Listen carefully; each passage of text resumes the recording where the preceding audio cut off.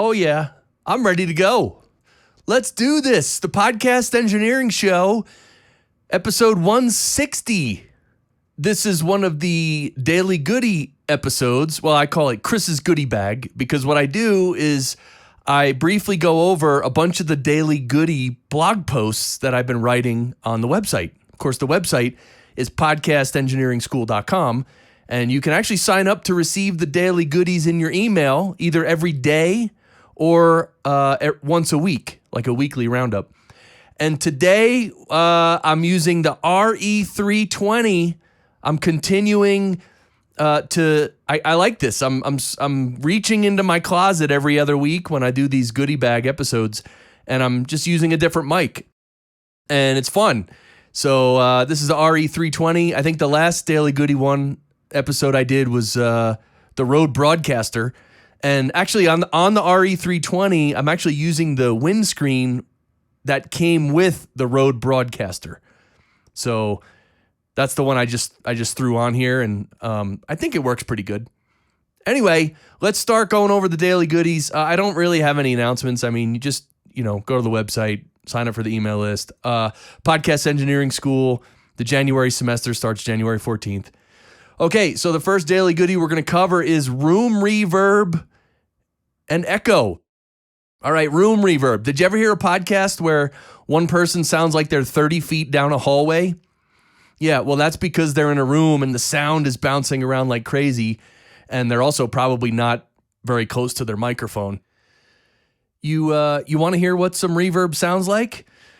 All right, well, now this is kind of like a small room reverb, so there's not much reverb, but you can hear it sounds like I'm in a small room, right? And and now if I put myself in a large room, this is some serious reverb. Now imagine listening to a whole podcast like this. Sheesh, really? Wow. I don't know if I should sing. I don't know what to sing though. I'm a drummer, so anyway. So having too much reverb in the sound is really bad because it actually makes it more difficult for the listener to understand what's being said, especially if especially if the listener is in a slightly noisy environment, like driving in a car or jogging or at the gym or something. So the whole room reverb thing is not really good. So to avoid capturing room reverb, there's a few things you can do. You can choose a good quiet space to record in that utilizes items that absorb sound. So you might have a room that has rugs, drapes.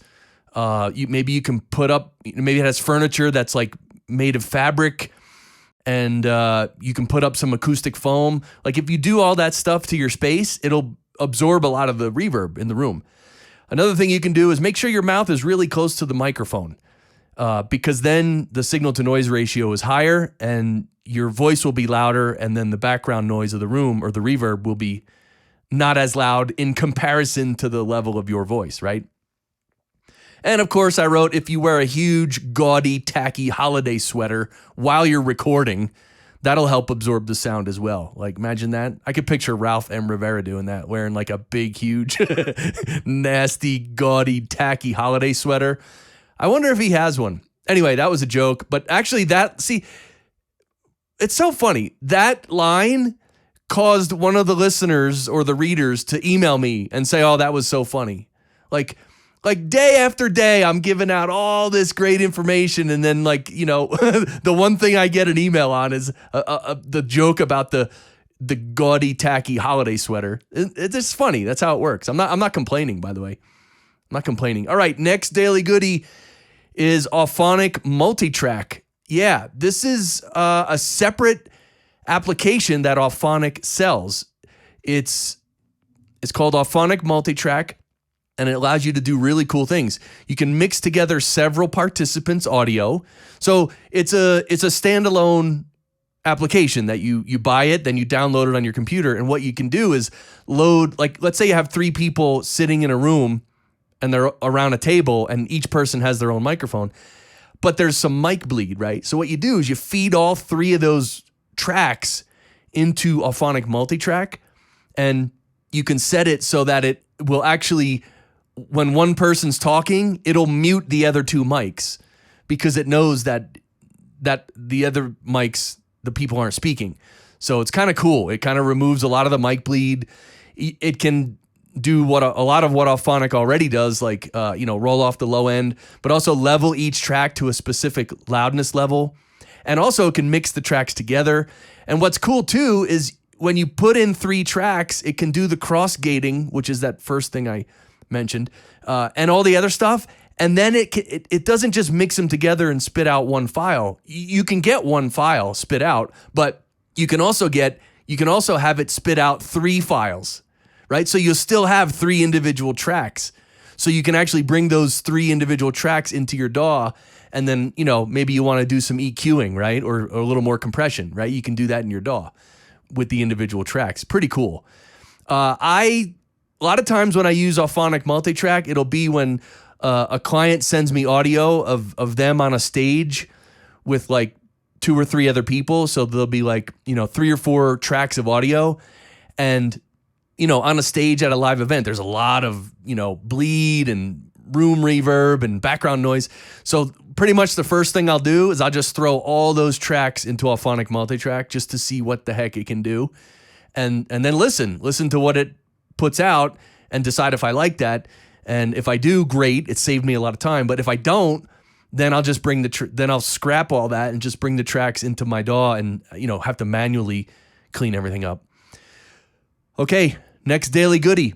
Luxury for a podcast producer. Yes, imagine this.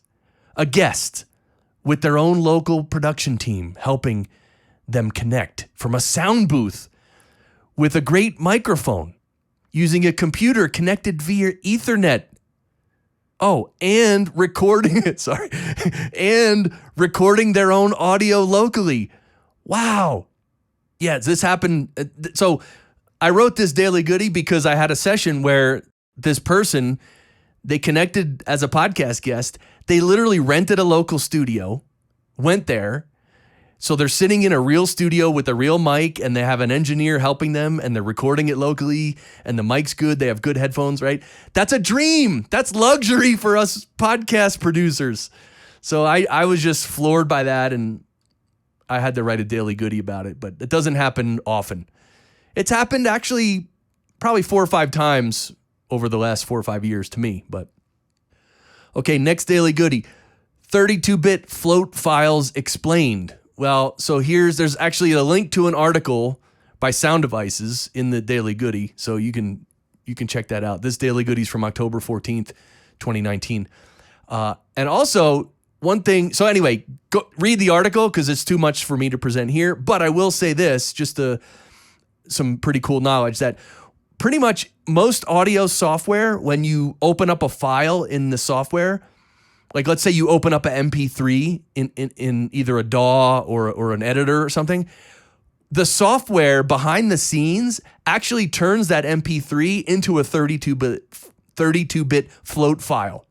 And then any processing that happens, if you do any processing, like let's say you're using Isotope RX and you use a denoise and a de-reverb, whatever, it's actually processing the 32-bit float file. And then when you're done processing it and you want to either render it or output the file, then you choose what resolution you want to output it as. Usually I choose 24-bit wave.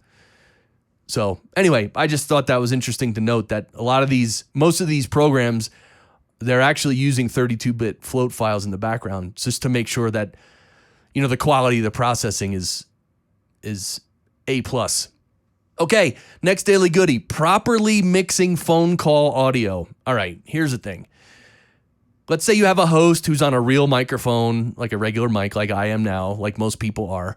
And then you have a guest who's on the phone. So phone call audio sounds dramatically different, as you know, right? There's, pretty much below 300 hertz gets cut off and above 3000 hertz gets cut off. So it's very mid-rangey, not very clear, not very full sounding, and it doesn't sound so great.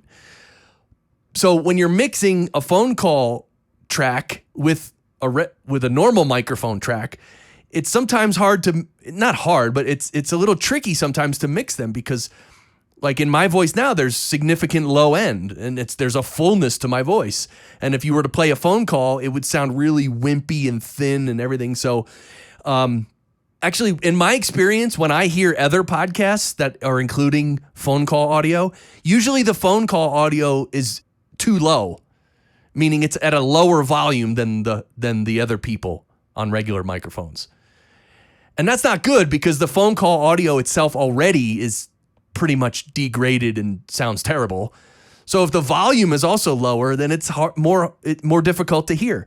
So actually, one thing you can hear on the radio, when a radio station takes phone callers, and I remember this from when I lived in Jersey, listening to Mike and the Mad Dog out of New York City, they would take a phone caller, and so Mike and the Mad Dog they'd be in a studio on real microphones, and they would be at a certain volume. But the people who called in on the phone, they actually sounded a little bit louder than the hosts. And that's because, it's just more mid-range information, and whatever limiting and compression that the radio station uses, the phone call ends up being a little bit louder, which is actually good because, like I said, the phone call audio has been degraded already, and it sounds it's more difficult to hear clearly. So having it be a little bit louder is actually good. So anyway, that's just a little bit on phone call audio. Next daily goodie, maintaining proper timing when editing. Okay, so when you're editing podcast audio, you're making cuts, you're cutting stuff out, but here's the thing, you got to be careful that you don't create something awkward, right? When you're editing a conversation, part of your job is obviously to clean up lots of things, awkward pauses or, maybe silence that's too long. There's a lot of things you can clean up. But when you're done cleaning up those negative elements, you should make sure that the audio still sounds 100% natural and there's a good flow to the conversation. So if you edit a piece of audio, but you basically harm the natural timing of things in the process, that's not good. So that's where the art of editing comes in. You have to learn how to edit audio, get creative, and really do a good job so that nobody even knows that it was edited, right? That's the real goal. Okay, next daily goodie. LUFS loss when going from WAV to MP3. Okay, see, I noticed this. So what I mean by LUFS loss, when I mix down my final episodes to a WAV file, right? I set the WAV file LUFS level to, well, let's say for my show, it's minus 16 LUFS because my show is in stereo. Although some of these daily goodies I do in mono because there's no music. It's just me talking, right? Anyhow, let's just use a regular episode. Minus 16 LUFS, stereo. That's my WAV file, right? That's my final mix as a WAV file. Then from there, I convert it to an MP3, right? What I saw was that when I save it as an MP3, it actually lost some LUFS level. So if the WAV was at minus 16, the MP3 would be like at minus 16.3. It'd just be a little lower volume. And I guess that's just part of the conversion or the compression, right? That MP3 compression does. So anyway, what I started doing was instead of setting my final WAV file to minus 16, I started setting it to minus 15.6 so that when I create the MP3, it usually lands right at minus 16 LUFS. But the funny thing now that I'm not mastering down to MP3, I'm actually mastering down to M4A. And this little bit drop in volume that happens with MP3s for me, it doesn't happen with M4A. So now I'm just in the habit. So when I put out a show at minus 15.6 LUFS, it's actually minus 15.6 LUFS now. So I'm a wild and crazy guy, right? I like it a little louder. And by the way, on this Daily Goodie post, Mike Thomas commented with a really good comment with a bunch of data that he, from his experimentation. And also our good friend Paul Figiani also commented with all really long, extensive, detailed comments. So check them out. It's pretty cool. Okay, the next one is the previous Daily Goodie episode, which I don't have to tell you about. The next Daily Goodie, producing podcasts in a specific niche or niche. producing podcasts in a specific niche. Well, here's a lot of editors and producers do this because, in fact, our good friend Steve Stewart, he's the head honcho at the Podcast Editors Club on Facebook, and you know about the Podcast Editors Conference, right? That's happening at Podfest in March, which I'll be there. We're all going to be there. So can you be there? That'd be awesome. We're going to have like a big party, although I don't party, so we'll have something big. I don't know what. But anyway, Podfest is going to be awesome. And the pre-day is the Podcast Editors Conference, which is awesome. And I brought all that up because Steve Stewart, who runs all that, he actually sort of works a lot with mostly financial podcasts, like financial planners and this and that. And so when he goes to get new clients, he sort of has specialized in that niche of financial podcasts. And a lot of other producers and editors do this too. They'll have a niche. Like I have a student now who's going to focus on, it's like some area of therapy or something to help people, which is awesome. So you can also become known for producing podcasts within a specific niche, right? That's pretty cool. So the cool thing with the niche is that you can choose whatever niche you really like. Like if you love talking about basketball, then maybe you could get a bunch of clients who have podcasts that talk about basketball or maybe sports or whatever. It's cool. So if you work within your niche, you like producing podcasts, but then you also like what they're talking about. It's a good match. It's pretty cool. So something to think about. All right, next daily goodie, having an audio engineer mentor. So if this mostly goes for, it could go for regular podcasters, but more for editors and producers. Like, and by the way, this is something that students of my school get, right? They get me as their audio engineering mentor. So every time they need help figuring something out, I'm there, and we're all there in the private group for PES.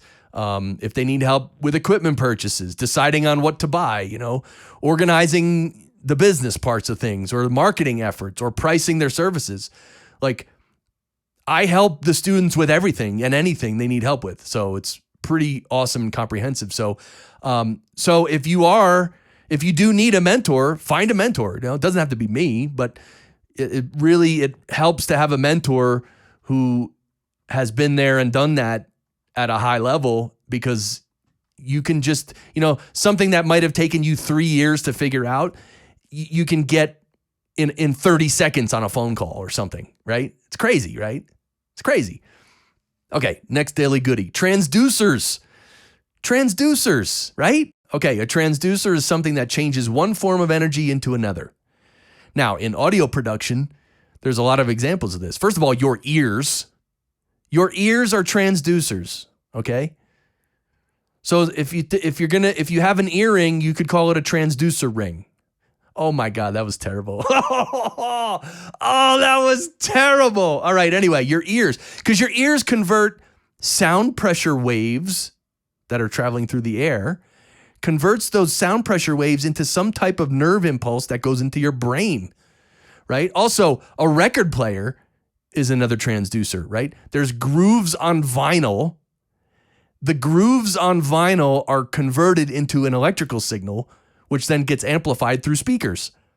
Speakers themselves are transducers, right? Because speakers convert an electrical signal into sound pressure waves, right? Flowing through the air into your ear.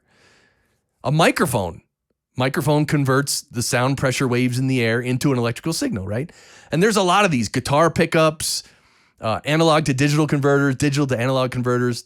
They're all transducers. It's all, changing the energy from one form into another.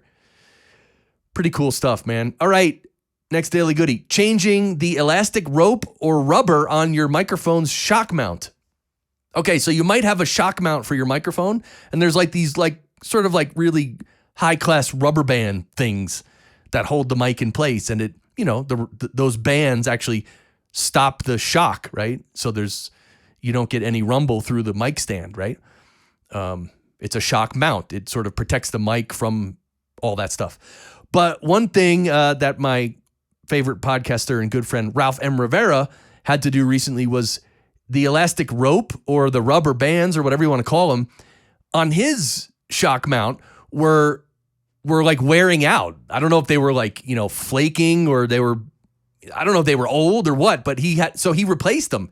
So he found a place online where he bought new rubber bands and then he hooked them up and he says it's great now. So anyway, I just thought that was interesting. Keep that in mind for your shock mount. If you never need to change those elastic bands, call Ralph M. Rivera.